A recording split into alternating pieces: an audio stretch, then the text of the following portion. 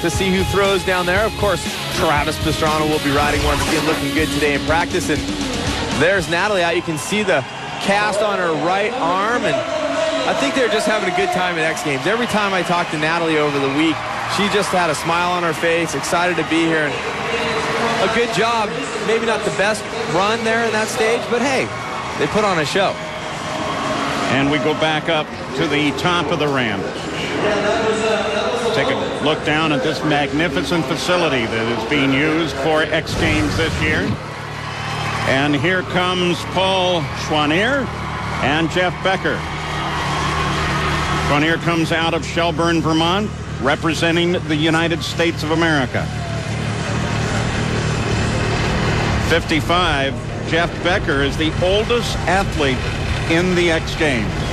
And these two have been together for 15 years, Paul. 7 championships together. So they have the skills. We'll see if they can do it when we come back here. I think this is going to be quite a run. And they've got a course hold because of some timing equipment issues with that last run.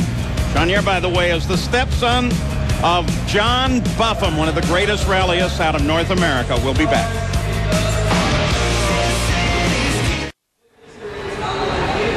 Well, we move closer and closer to the ultimate matchup at the Home Depot Center. Here is the way it stands right now, but we are through 6 of the 12 drivers overall.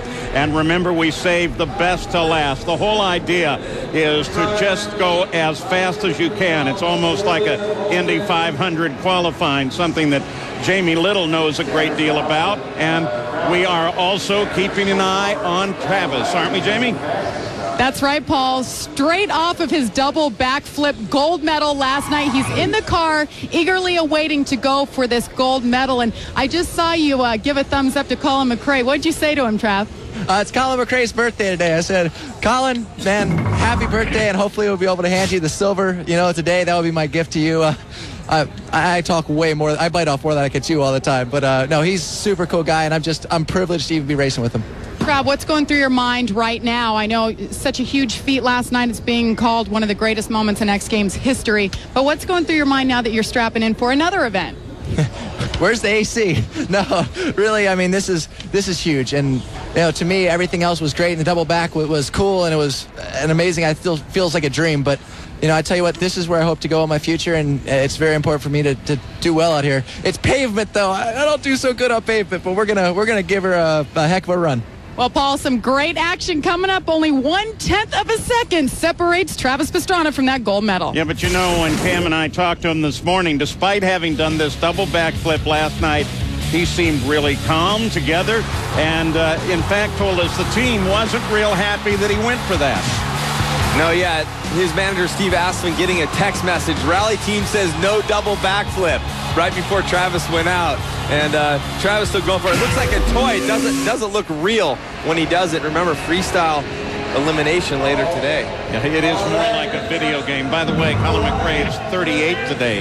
That is his birthday. And Jeff Becker in this car, we mentioned, is the oldest competitor at age 55 in the game. And the green flag waves, and you can see they got a bit of a run in before they get to the drop-in ramp.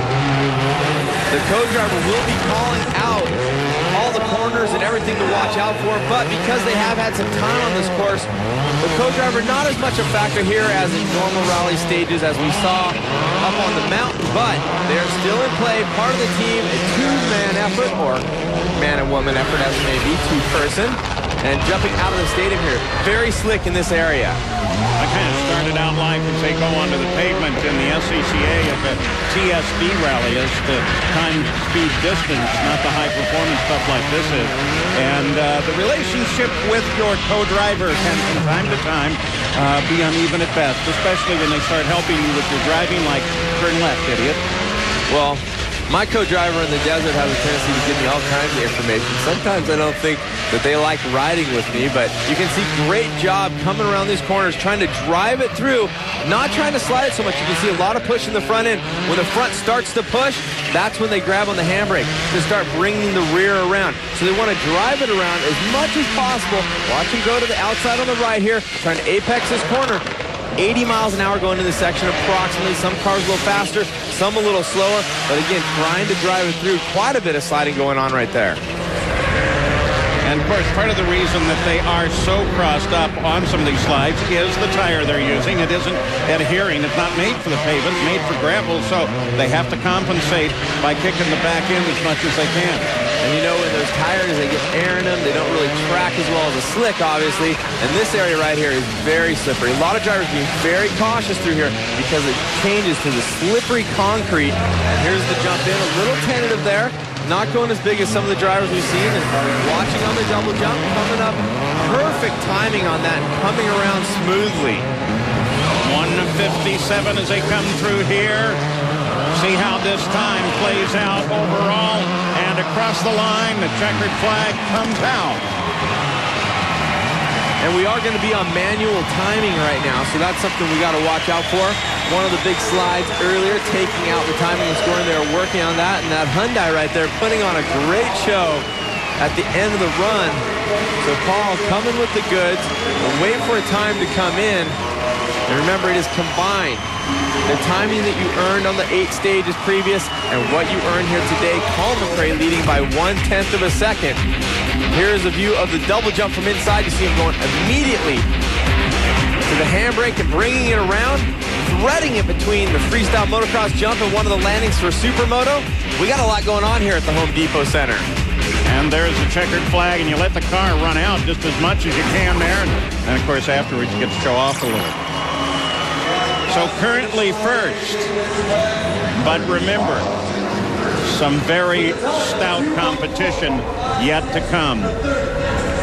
We take you back up to the top. Lachlan O'Sullivan and Scott Putnam.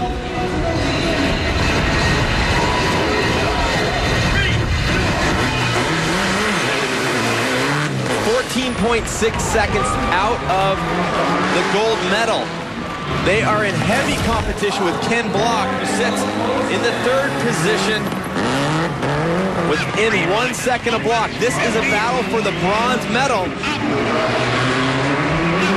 That's going to be a 3-way battle as well. I mean, they're tightly grouped around the 3rd place. Whoa, nice jump there. Big air out. A lot of drivers being cautious there. You can see them apexing tight to that inside barrier, working it. Let's see how they drive through this section. See if they get a good apex here, are able to drive it through, sliding a little bit, pushing the front end out. Lachlan O'Sullivan, you know, when he came up out of the stadium, that jump, that's a big deal because it is so slick there with the dirt going to the pavement.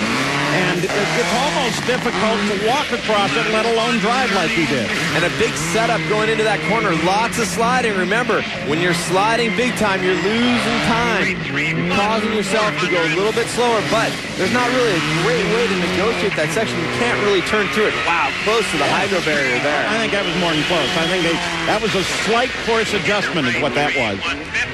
You know, you can't say enough, too, for the spirit of the rally drivers. I mean, they go through all kinds of stuff. Up at Gorman, it was hot, it was dusty, and they greet it all with a smile.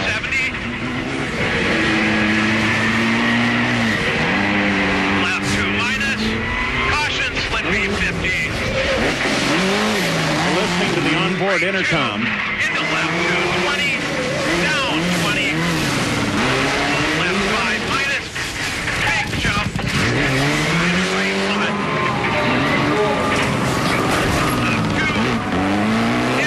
Nice work on the jump. Very good setup, coming up a little bit short, throwing it right into that 180 turn. A great job there and around through the finish. Now don't go back up there. It was almost like he was heading out of the stadium after readjusting the tough blocks.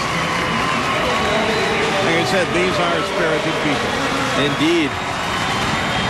And I really like the setup on the jump coming short. I'm looking to see that more. Look at the jump coming out of the dirt, airing it out as high as the K-rail and keeping it together. Where the dust gets on the asphalt, very slippery, setting it up well and looking quite good in that area. Oh, there you go. Yep. O'Sullivan currently sitting first. He backs in and becomes a spectator for the remainder of the event with 4 major competitors to come. Next Sunday, the IndyCar Series racing returns to ABC. Just 8 points now separate Helio Castroneves and Sam Hornish Jr. in the race for the Series championship. Don't miss live coverage of the Kentucky Indy 300 next Sunday at 3:30 on ABC. And the current leader with 3, I think I said 4, but let's make it 3 to go. We'll be back with more from X. X Games 12 will return after this message and a word from our ABC stations.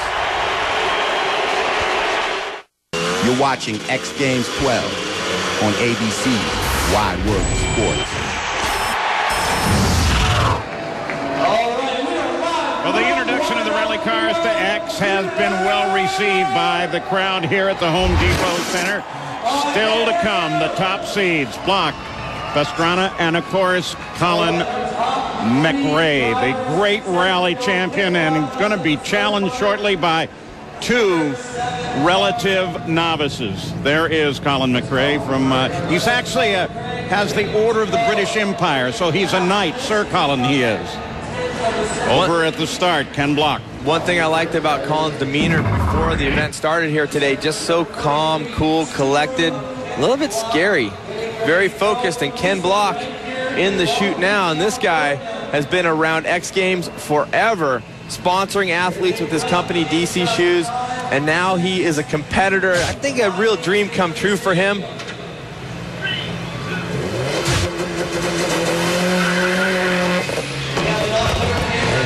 Little bit of a brake check as he drops into the stadium.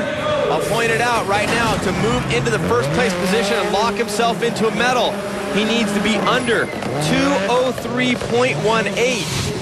We'll see if he can do it.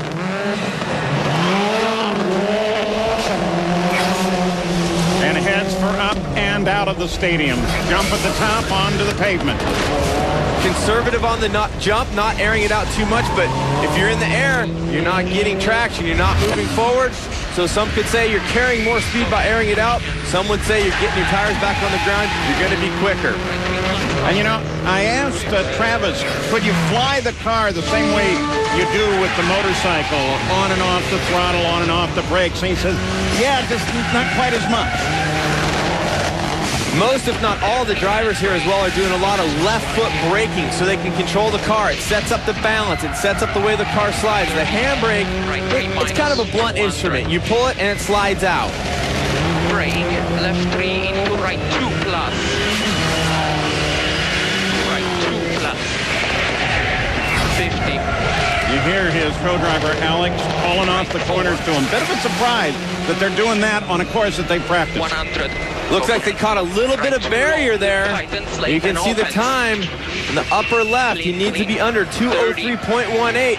Block trying to drive it through these corners as opposed to sliding it.